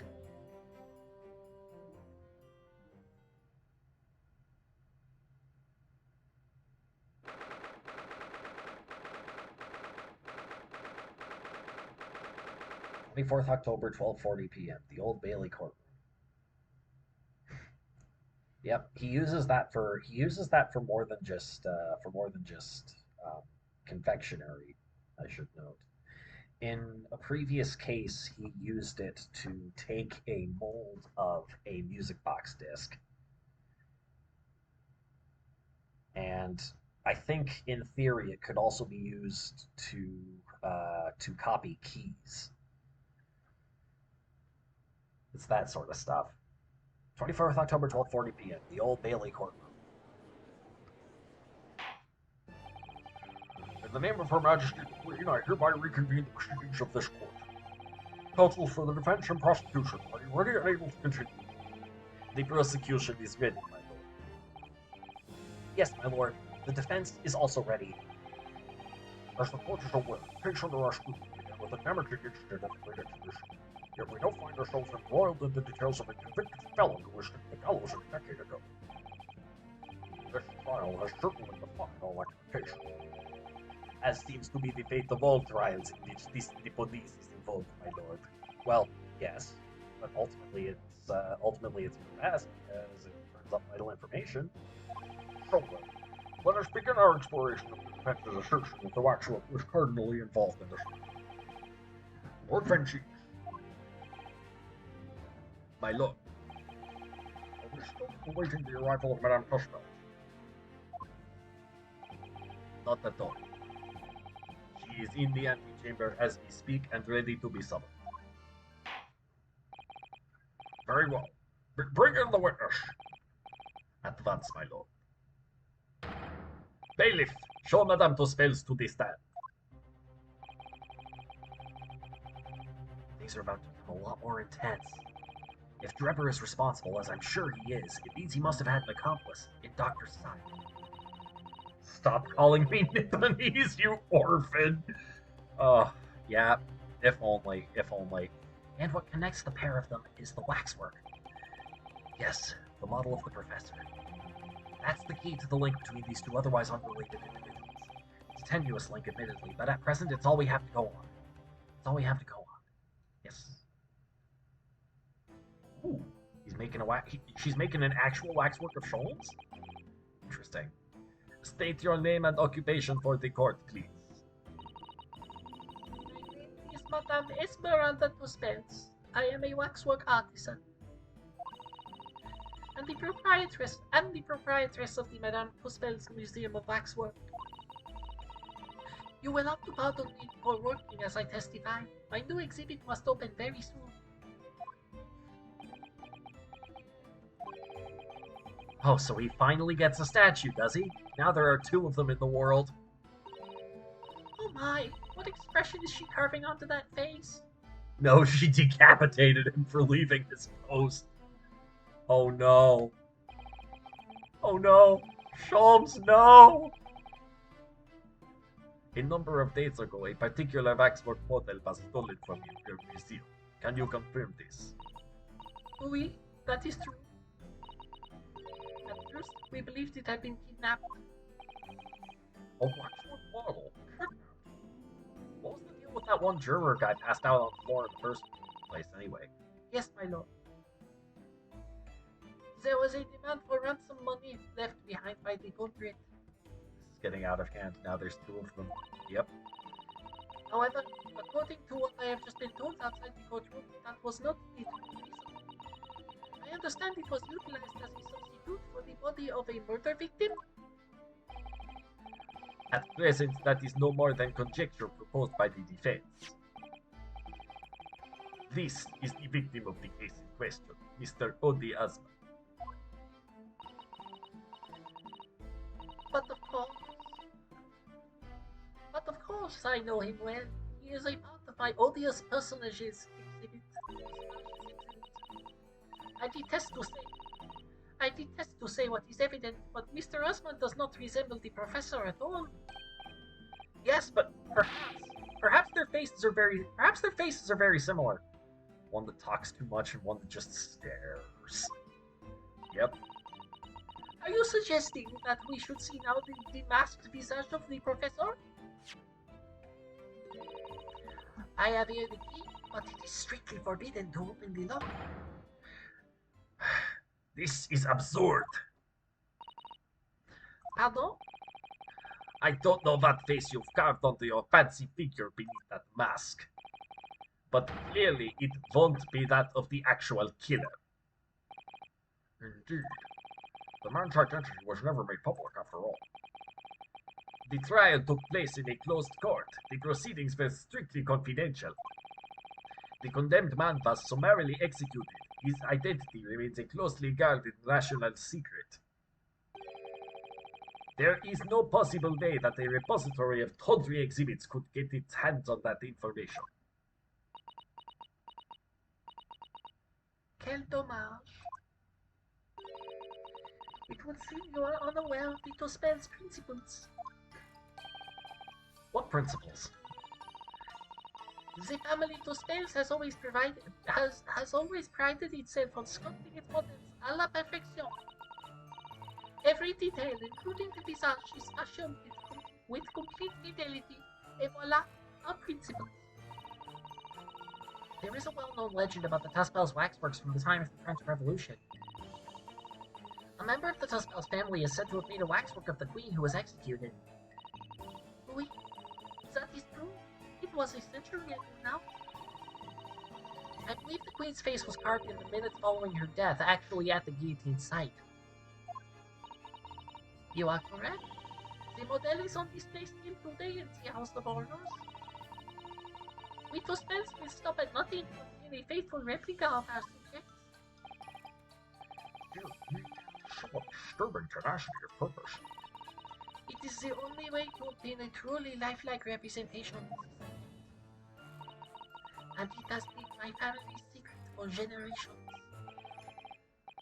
Do you mean to say that beneath that mask? Oui, the true visage of the killer is there. This is ludicrous. It's out of the question.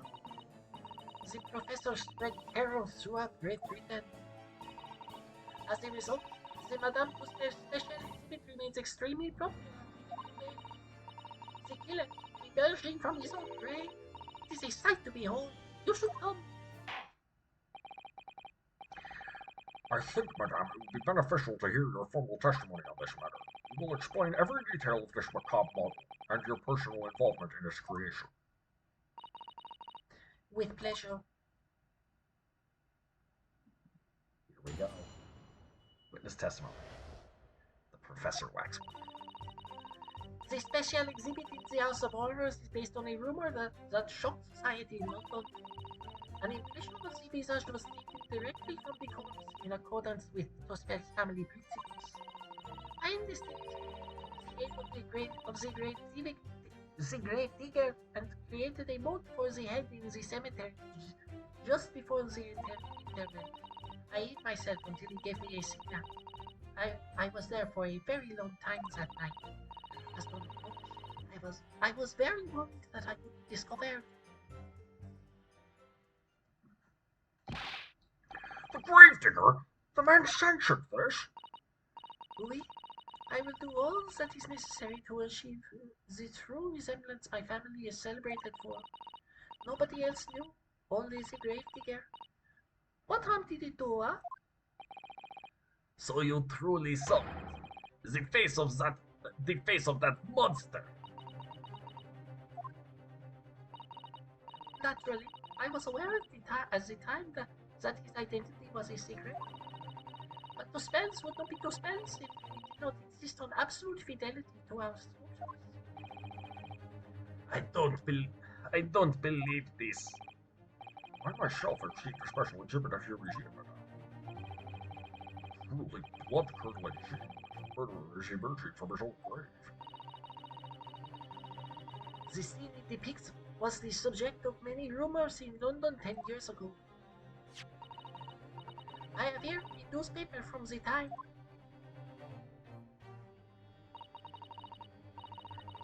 The special exhibit was based upon the picture in this article. It was the most detailed account of what happened, as reported by the eyewitness who saw it. The 10-year-old article has been entered into the court record, a newspaper article recounting the tale of an eyewitness to the alleged resurrection of the professor from his grave on the night of his execution. Drebber. Man rises from the grave. It's too absurd for words.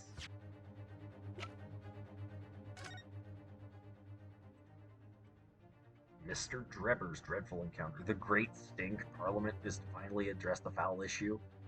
After a great of the horrifying stench that carries on the slightest breeze and lingers in the nostrils of every man, woman, and child. Hang on. Okay. A great sewer system is to be built underfoot that will divert fecal matter and the like away from there. What? Oh boy. Yep, you gotta have a working sewage system. And rises from the grave. Executed criminal returns in the dead of night. Hold the cemetery. This was signed by Usman? What? Why? Did he draw this? What? Okay, that's interesting. The public enjoy absurdity, monsieur. What's that stench here farther in the backyard? That is why I have reproduced this scene as carefully as possible in my museum. And it's a waxwork from that exhibit that was stolen some days before the incident of the Great Exhibition, wasn't it? That is correct. The professor you see before you here. Most puzzling. Counsel for the defense, proceed with the cross-examination. This waxwork links Drebber to Dr. Scythe. There has to be some reason for that, which hasn't yet come to light. But I'll find it. I'll get to the bottom of what really happened. I'll prove that Dr. Scythe and Drebber were in on this crime together. Here we go.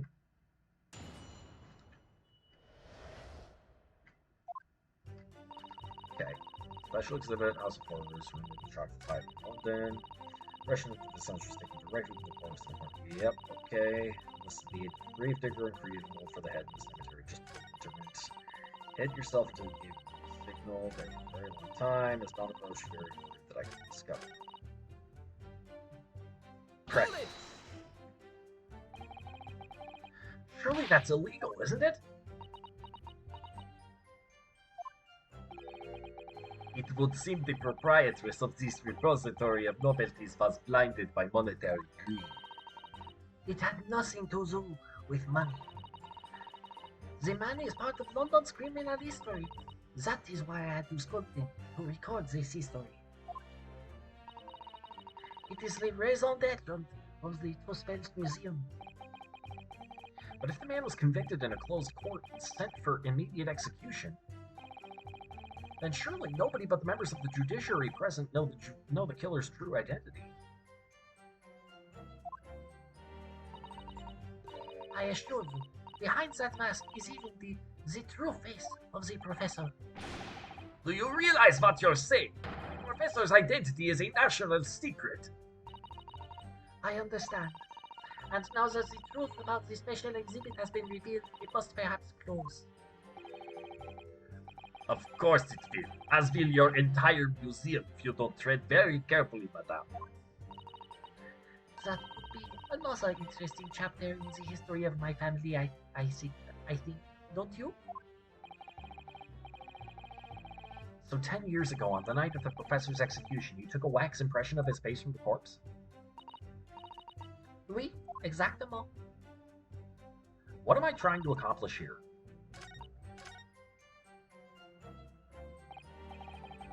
So that's all I have to go on. What's your feeling, Mr. Naruto? For some reason, Dr. Scythe went along with Trevor's plan. Now, if that's really true, then the professor is the only other thing we know of that links the pair of them. So I feel sure that waxwork must be a clue to this mystery somehow. In that case, we must use this cross-examination to uncover exactly what it means. Okay. Otherwise, the jurors are sure to revert their leanings and the trial will be over. I agree. But interestingly, uncovering what the professor has to do with all of this means more to Lord Van Zieks than anyone. That's the impression I'm getting anyway. Yes, as do I. After all, he has a profound connection to the professor as well. Okay. Hold it! I'll just press everything for now. And that rumor would be? A 10-year-old tale now, but one that no Londoner would ever forget. Ah, right. I know just what you're talking about, I think. Of course, it couldn't be anything else. Yes, that story will never disappear. The tale of the condemned killer rising from the dead. That is the central attraction of my House of Horrors. The rumor was whispered all over the city, and it was like this.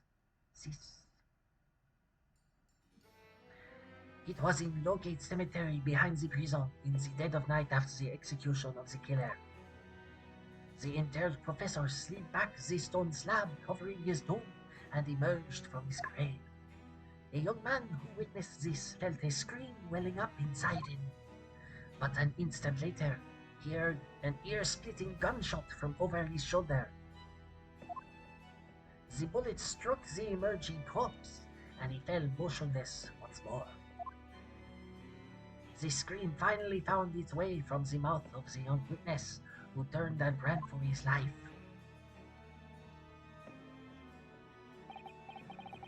The corpse climbed out of his own grave? And then somebody shot him? Who was it? Nobody knows, even today.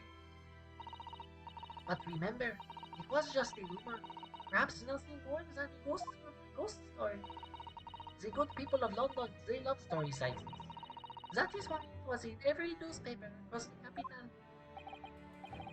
But was it just a story? I mean, this is exactly the scene that can be seen today at your museum, isn't it? Oui, the special exhibit was modeled on that very illustration.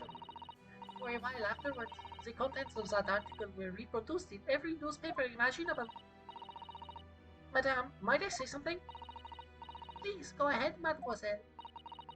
When something is described as a rumor, it doesn't necessarily mean that it's entirely made up. I believe that often rumors contain elements of the truth. I see that people from the East can be just as astute as the people of Europe.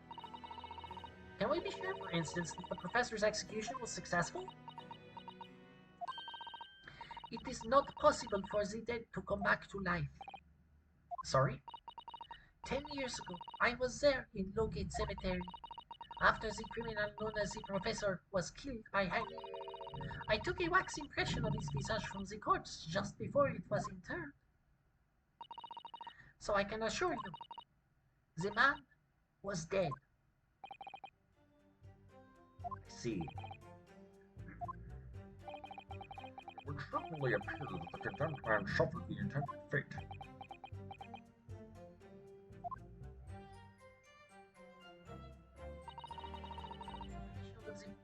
Hold it! Is that true of every waxwork in your museum, then? It is, assuming the subject is dead, of course. Live subjects have to cooperate in a similar way. I have letters from imprisoned criminals all the time, you know. What sort of letters? When my time comes, please make a waxwork of me. Comme ça. No! My museum is famous, monsieur. To be made into a waxwork is an honor, and for some criminals, a symbol of status even. Because nothing says hardened criminal better than wax.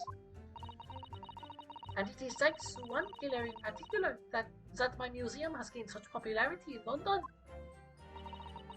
I refer to the star of the special exhibit, of course, the professor.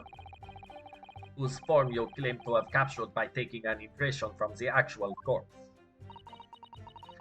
There are no exceptions to the principles of two spells.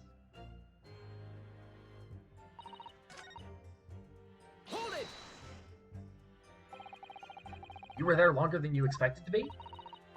I had some difficulties in capturing the subject's form correctly. And death by wax, according to Scholz. Yep.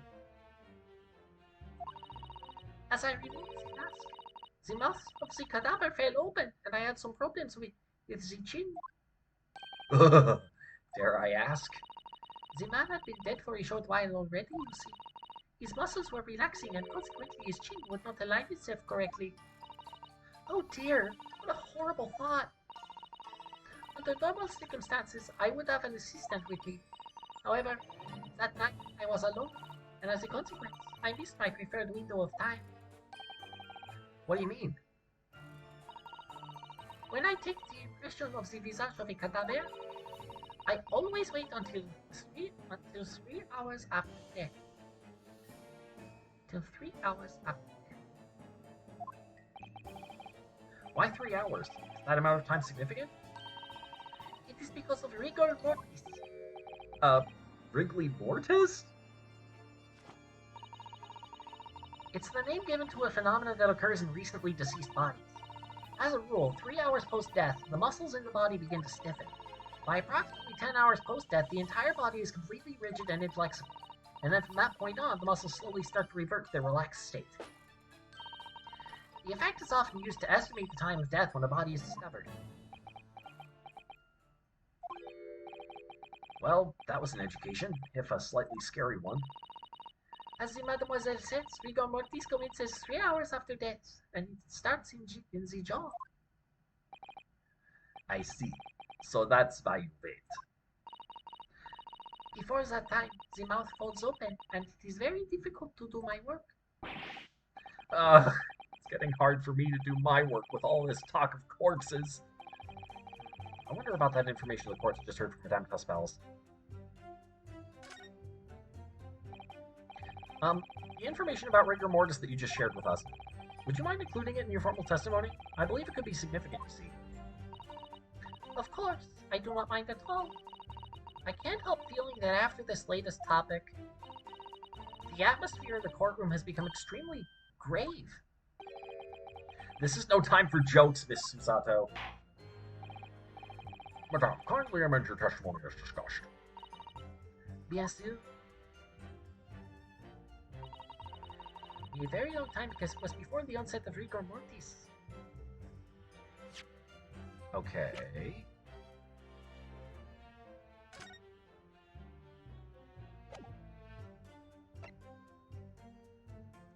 What about the autopsy report? Okay. Death by hanging confirmed at midnight. Okay. Ah, thank you, Captain Red.